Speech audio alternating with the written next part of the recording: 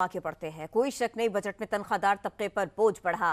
Tax चोरी में FBR हुक्म और टैक्स दहशतगर्द दोनों ही मुलव्वस हैं। सेल्स टैक्स में 750 अरब की करप्शन सामने आई है। वफाकी वजीर खजाना मोहम्मद औरंगजेब के बड़े एतराफ। इस्लामाबाद में प्रेस कॉन्फ्रेंस करते हुए कहा, एफबीआर की डिजिटलाइजेशन से करप्शन रोकने में मदद मिलेगी। कहते हैं नए बजट के निफाज के बावजूद पेट्रोलियम लेवी का इतलाक 1 जुलाई से नहीं होगा। 1 जुलाई से 42,000 रिटेलर्स पर टैक्स लगेगा।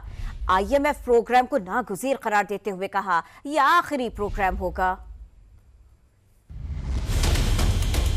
$1 billion approved by the World Bank for DASU. Tax to GDP को 13% की तरफ ले जाना चाह रहे हैं। स्टेट ओन्ड एंटरप्राइजेस, अगर ये इस किस्म का लॉस ना हो रहा हो इस मुल्क में, तो हमारे पास वो स्पेस अवेलेबल है to actually do what we need to do in terms of helping various segments. और उससे बड़े ठोस इक़दाम लिए जा रहे हैं in terms of digitalization of the FBR।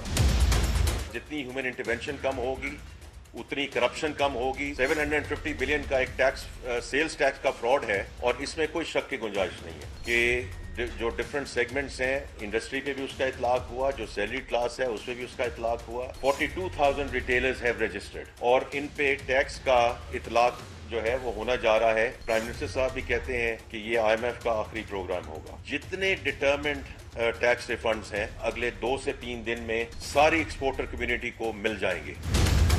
PDL का जो 70 का हमने हदफ दिया है उसका इतलाक हम नहीं करने जा रहे। ये एक सीलिंग है जो रखी गई है। IMF प्रोग्राम हम बिल्कुल आगे लेकर जा रहे हैं। पेंशन ये बजट का हिस्सा नहीं था, लेकिन ECC में ये डिसीजन हुआ in terms of how we are going to stop the bleeding. Arm forces का हमने 1 साल का इसलिए बात की है क्योंकि उनको अपने सर्विस स्ट्रक्चर को देखना है।